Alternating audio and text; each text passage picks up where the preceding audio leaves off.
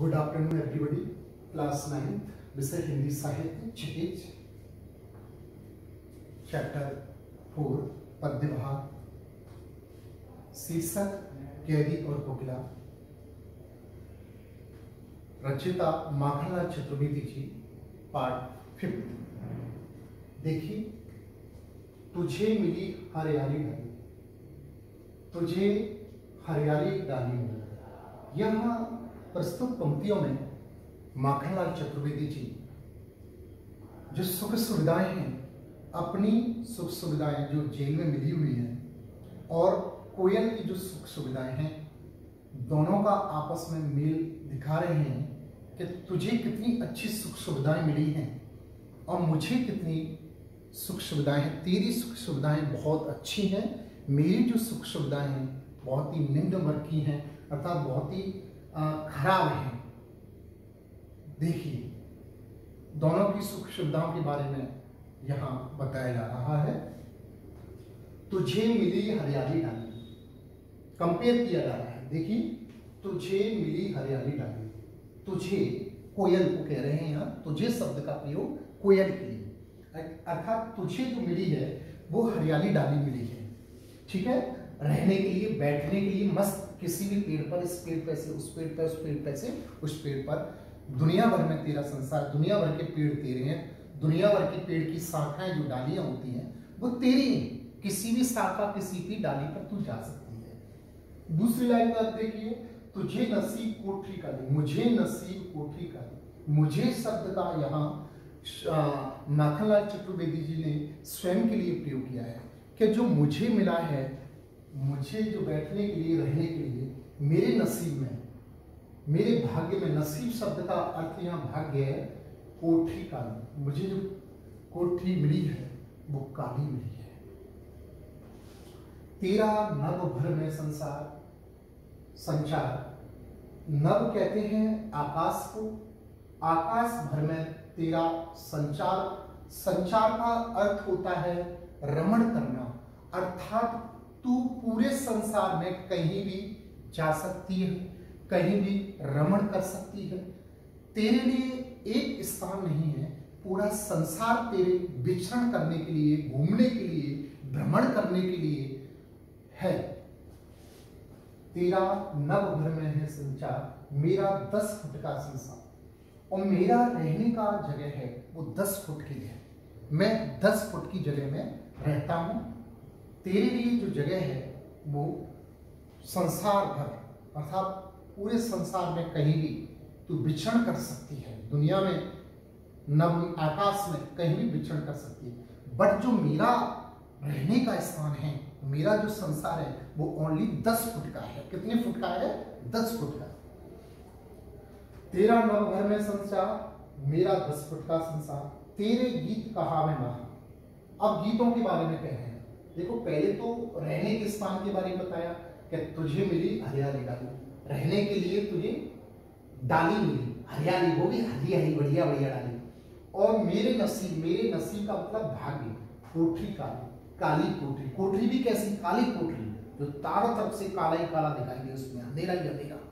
और तुम्हें पता है कि काल कोठरी हो, सब काली हो, उसमें भी अंधेरा हो, उस स्थान पर रहना कितना मुश्किल होगा, आप स्वयं जान सकते हो, समझ सकते हो, समझाने की आवश्यकता नहीं। यहां रहने के स्थान, फिर यहां विचरण करने के लिए कहा, घूमने के लिए, कि तू पूरे, नभ का मतलब होता है आकाश, तेरा नभ भर में संचार, अर्थात तेरा पूरे आकाश में तू विचरण कर सकती है। संचार मतलब विचरण कर सकती है। मेरा 10 फुट का संसार, जो मेरा है वो 10 फुट का संसार है। अच्छा, 10 फुट में ही मैं विचरण कर सकती हूँ, मैं विचरण कर सकता हूँ, विचरण कर सकता हूँ।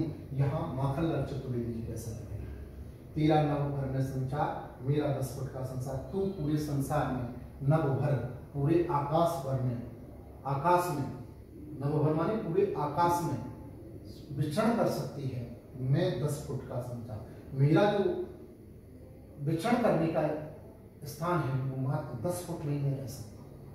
तेरे गीत कहा वे वाह, तेरे जो गीत हैं वो वाह वाह कहलाते हैं। तू जब गाती है, अब गीतों के बारे में बता रहे हैं कि तू जब गाती है लोग वाह वाह कहते हैं, कोयल की आवाज़, कोयल मधुर रूप के लिए जानी जाती है। उसका कोयल का जो कहा भी गया है कि पिकः काकः कृष्ण, काकः पिकः कृष्णः, काकः कृष्णः, अर्थात कोया भी काला होता है और कोयल भी काली होती है।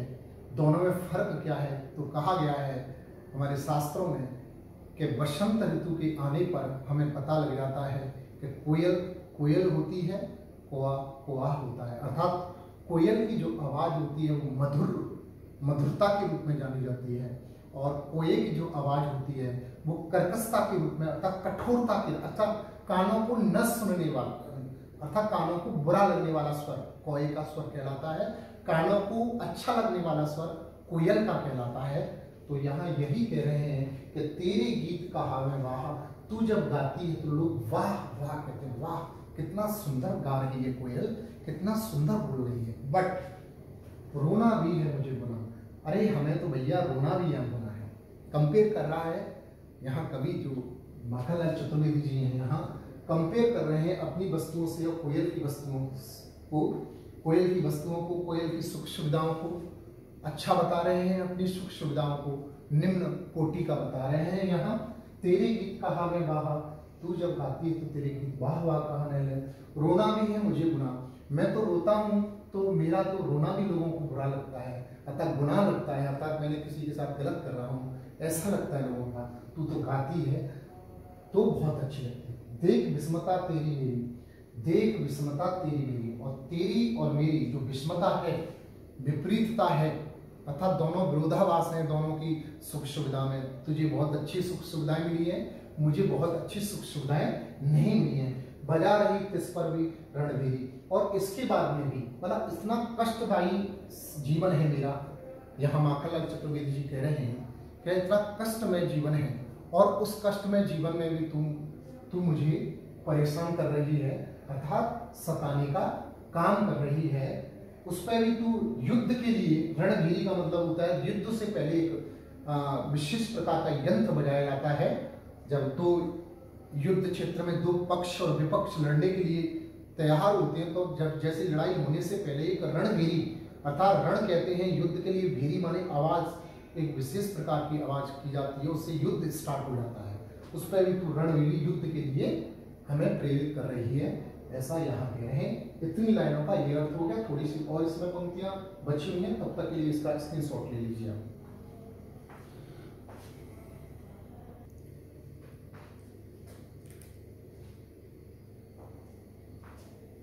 इसके बाद में अंतिम पंक्तियां बची हुई हैं इस चैप्टर की, कैदी और कोकिला नामक चैप्टर की। माखनलाल चतुर्वेदी जी के द्वारा रचित ये चैप्टर है। इस होंकृति पर अपनी कृति से और कहा, और कहो क्या कर दूं, अर्थात इस हुंकार पर जो हुंकार दे रही हो, तुम कह रही हो, बोल रही हो अपनी कृति के माध्यम से, अपनी रचना के माध्यम से, और कहो क्या कर दूं, और क्या लिख दूं बताइए। मैंने ये बहुत ही सुंदर चैप्टर लिख दिया है। अपनी कृति का मतलब होता है रचना है, कवि के द्वारा जो की जाती हैं, जो लिखी जाती हैं, विशेष प्रकार कविताएं लिखी जाती हैं, ग्रंथ लिखे जाते हैं, तो वो उनकी कृति कहलाती है, कृतियां कहते हैं।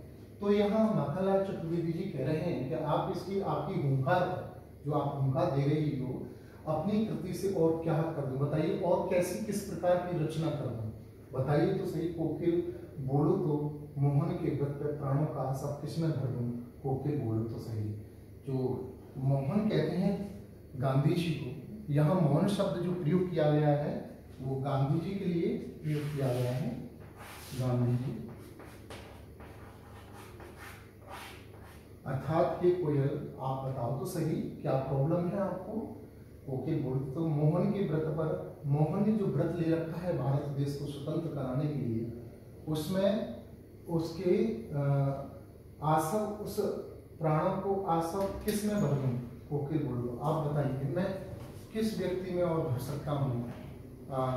मोहन के व्रतों, जो मोहन ने व्रत ले रखा है, चंद्र गांधी जी ने जो व्रत ले रखा है, एक उस प्रकार का व्रत भारत देश को स्वतंत्र कराने में, मैं और किसके अंदर उस व्रत की तरह में और किसके अंदर ऐसा व्रत भर दूं बताओ तो सही, मैं क्या कर सकता हूँ। यहाँ इस प्रकार प्रस्तुत पंक्तियों में माखनलाल चतुर्वेदी जी ने वर्णन किया है और ये कहा है कि जो ब्रिटिश सरकार है उसके द्वारा जो कष्ट दिया जा रहा है वो कष्ट असहनीय कष्ट है, अमानवीय कष्ट है, अर्थात राक्षसों की तरह एक कष्ट है जो कष्ट दिया जा रहा है मतलब माखनलाल चतुर्वेदी जी को। ये स्वतंत्रता के समय की बात है, जब हमारा देश स्वतंत्र नहीं हुआ था, स्वतंत्रता से पहले की बात है। जिस समय स्वतंत्रता के लिए हमारे देश के वीर जवान लड़ रहे थे, उस समय जो अंग्रेजों के द्वारा, जो ब्रिटिश सरकार के द्वारा जो हमारे देश के नागरिकों को या स्वयं माखनलाल चतुर्वेदी जी एक कैदी, इनको भी जेल में बंद कर दिया गया है, क्योंकि ये देश के लिए, देश की खातिर, देश के प्रति भक्ति, देश के प्रति स्नेह इनके अंदर बहुत ज्यादा था। इसकी खातिर यहाँ इन्होंने जो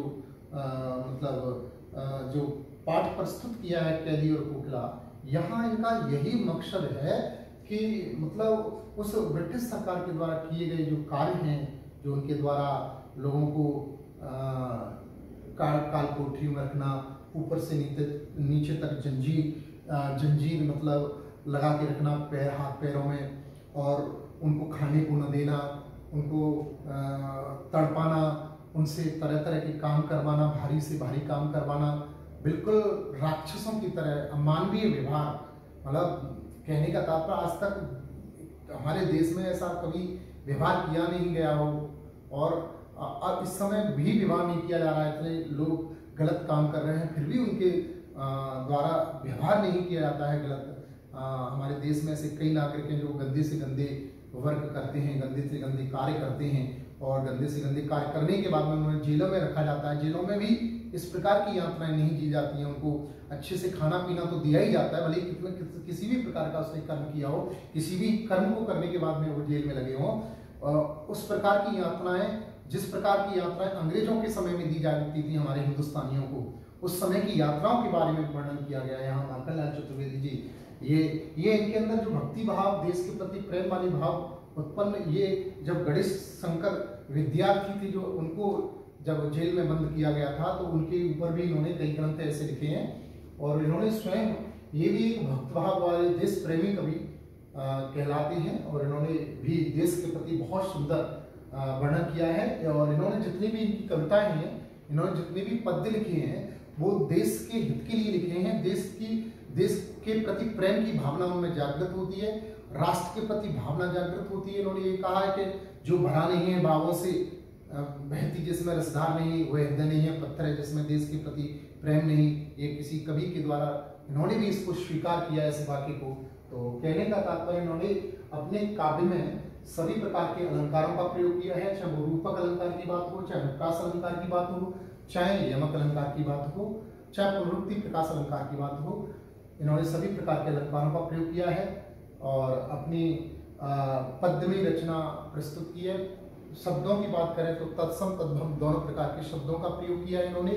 भाषा शैली की बात करें, संपूर्ण चैप्टर आपने देखा है कैदी और कोकिला, उसमें एक आध दो शब्दों को छोड़कर आप सभी शब्दों के अर्थ समझ सकते हो। अर्थात इन्होंने भाषा शैली का जो प्रयोग किया है वो सरल और स्वाभाविक सहज भाषा शैली का प्रयोग किया है। कहीं कहीं आपने देखा होगा इसमें उर्दू शब्दों का भी प्रयोग देखने को मिलता है, हिंदी के शब्दों का तो प्रयोग किया है, हिंदी के साथ में उर्दू शब्दों का भी इन्होंने प्रयोग किया है। तो कहने का तात्पर्य है, अन्य कवियों के जैसे पद्य भाग में और जो साहित्यिक विशेषता देखने को प्राप्त होती है, वह भी कैदी और कोकिला नामक चैप्टर के माध्यम से आप पता लगा सकते हैं कि माखनलाल चतुर्वेदी जी ने भी अन्य कवियों की तरह सूरदास, कबीरदास, रहीमदास, तुलसीदास की तरह जो उन्होंने जिस प्रकार वर्णन किया है, जिस प्रकार की भाषा शैली, जिस प्रकार की साहित्यिक विशेषताओं का प्रयोग किया है, इन्होंने भी अपने काव्य में भाषा शैली का प्रयोग किया है। इस प्रकार ये चैप्टर आपका समाप्त हो जाता है। यहाँ तक कोई भी आपको किसी भी प्रकार की आपको प्रॉब्लम हो, किसी भी प्रकार की समस्या हो, तो सहज भाव से आप कभी भी किसी भी वक्त आप मेरे व्हाट्सएप नंबर पर मैसेज छोड़ सकते हैं और पूछ सकते हैं। लाइव क्लास वाले दिन भी पूछ सकते हैं। तब तक के लिए आपके लिए have a nice day, all the best, may God bless you.